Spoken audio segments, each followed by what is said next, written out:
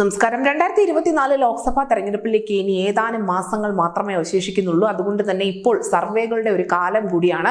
ഇപ്പോഴിതാ മൂന്നാമതും BJP തന്നെ കേവല ഭൂരിപക്ഷത്തോടെ അധികാരത്തിലേറും എന്ന ഒരു കണ്ടെത്തലുമായി എത്തിയിരിക്കുകയാണ്. ABP സി വോട്ടർ സർവേ ഫലം 335 സീറ്റുകൾ വരെ NDA നേടുമെന്നും BJP വീണ്ടും കേവല ഭൂരിപക്ഷത്തോടെ തന്നെ ഒറ്റയ്ക്ക് ഭരിക്കാനുള്ള സാധ്യതയുണ്ട് എന്നും ഈ സർവേ ഫലം വ്യക്തമാക്കുന്നു.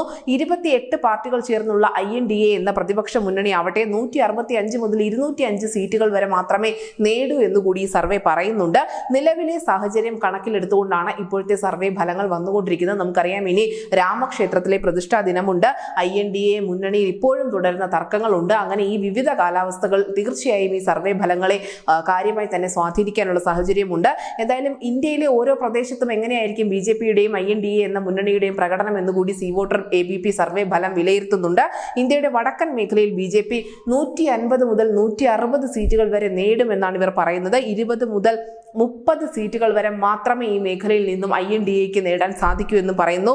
5 സീറ്റുകൾ വരെ മറ്റുള്ളവർ നേടും. 50% ആളുകളും NDA പിന്തുണയ്ക്കുമ്പോൾ 36% വോട്ട് മാത്രമേ INDA എന്ന മുന്നണിക്ക് ലഭിക്കൂ. 14% വോട്ട് മുന്നണികളുടെ ഭാഗമാവാത്ത മറ്റ് പാർട്ടികൾക്കും ലഭിക്കുമെന്ന് കൂടി പറയുന്നുണ്ട്. ഇനി ഭാരതത്തിന്റെ കിഴക്കൻ മേഖലയിലാണെങ്കിൽ അവിടെയും മേൽക്കൈയുള്ളത് BJPക്ക് തന്നെയായിരിക്കും. 80 മുതൽ 90 സീറ്റുകൾ വരെ രാജ്യത്തിന്റെ കിഴക്കൻ മേഖലയിൽ നിന്നും BJP സ്വന്തമാക്കുമെന്ന് കൂടി പറയുന്നുണ്ട്. 42% വോട്ടും നേടും. INDA സഖ്യം 50 മുതൽ 60 സീറ്റുകൾ വരെയും മറ്റുള്ളവർ 20 സീറ്റുകൾ വരെ നേടുമെന്നും പറയുന്നുണ്ട്. 38% വോട്ടാണ് ഈ മേഖലയിൽ നിന്നും INDA എന്ന പ്രതിപക്ഷ മുന്നണിക്ക് പ്രവചിക്കുന്നത്. 20% പേർ പ്രാദേശിക പാർട്ടികളെ പിന്തുണയ്ക്കുമെന്ന് കൂടി പറയുന്നുണ്ട്. ഇനി ഭാരതത്തിന്റെ പശ്ചിമ പ്രദേശത്തും BJPക്ക് തന്നെയായിരിക്കും മേൽക്കൈ എന്നാണ് ഇവർ പറയുന്നത്. BJPയുടെ സഖ്യം 46% വോട്ടുകളോടെ മേഖലയിലെ 45 മുതൽ 55 വരെ സീറ്റുകൾ സ്വന്തമാക്കുമെന്നും പറയുന്നുണ്ട്. 25 മുതൽ 35 സീറ്റുകൾ വരെ മാത്രമേ INDA എന്ന പ്രതിപക്ഷ മുന്നണിക്ക് നേടാൻ സാധിക്കൂ എന്ന് പറയുന്നുണ്ട്. 37% മാത്രമായിരിക്കും ഇവരുടെ വോട്ട് വിഹിതം.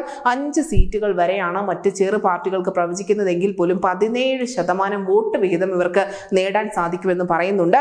എന്തായാലും കേരളം ഉൾപ്പെടുന്ന തെക്കേ ഇന്ത്യ മാത്രമാണ് INDA എന്ന പ്രതിപക്ഷ മുന്നണിക്ക് ആശ്വാസമാകാൻ പോകുന്നത്. ഈ മേഖലയിൽ 70 മുതൽ 80 സീറ്റുകൾ വരെ INDA എന്ന മുന്നണി സ്വന്തമാക്കുമെന്ന് തന്നെയാണ് സർവേ ഫലങ്ങൾ സൂചിപ്പിക്കുന്നത്. ഇവിടെ 20 മുതൽ 30 സീറ്റുകൾ വരെ മാത്രമേ NDA മുന്നണിക്ക് നേടാൻ സാധിക്കൂ എന്നും പറയുന്നുണ്ട്. മാത്രമല്ല, മുന്നണിയിൽ ഉൾപ്പെടാത്ത ഏറ്റവും പ്രധാനപ്പെട്ട പാർട്ടികൾ തെക്കേ ഇന്ത്യയിൽ ഉണ്ട് എന്നുകൂടി ഓർക്കുക. നമുക്കറിയാം INDAയുടെയും NDAയുടെയും ഭാഗമാവാത്ത ആന്ധ്രാപ്രദേശിന്റെ YSR കോൺഗ്രസ് ഉൾപ്പെടെയുള്ള പാർട്ടികൾ ഈ മേഖലയിൽ നിർണായകമായി ഫലങ്ങളെ സ്വാധീനിക്കാൻ കെൽപ്പുള്ളവയാണ്. മുന്നണിയിൽ ഉൾപ്പെടാത്ത മറ്റ് പാർട്ടികളെല്ലാം 25 മുതൽ 35 സീറ്റുകൾ വരെ സ്വന്തമാക്കുമെന്ന് കൂടി പ്രവചനം പറയുന്നുണ്ട്. എന്തായാലും 19% വോട്ട് മാത്രമേ ഈ മേഖലയിൽ നിന്നും NDAക്ക് പ്രവചിക്കുന്നുള്ളൂ.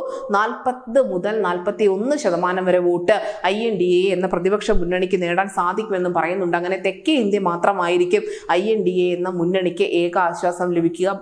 ബാക്കിയുള്ള എല്ലാ മേഖലയിലും, പ്രത്യേകിച്ചും കിഴക്കൻ മേഖലയിലും വടക്കൻ മേഖലയിലും പശ്ചിമ മേഖലയിലും എല്ലാം തന്നെ BJPയുടെ അല്ലെങ്കിൽ NDA എന്ന മുന്നണിയുടെ വ്യക്തമായ ആധിപത്യം തന്നെയാണ് നിലവിൽ ഇപ്പോൾ പുറത്തു വന്നിരിക്കുന്ന ഈ ABP സി വോട്ടർ സർവേ ഫലവും സൂചിപ്പിക്കുന്നത്. ന്യൂസ് ഡെസ്ക് ന്യൂസിന്റെ മലയാളം.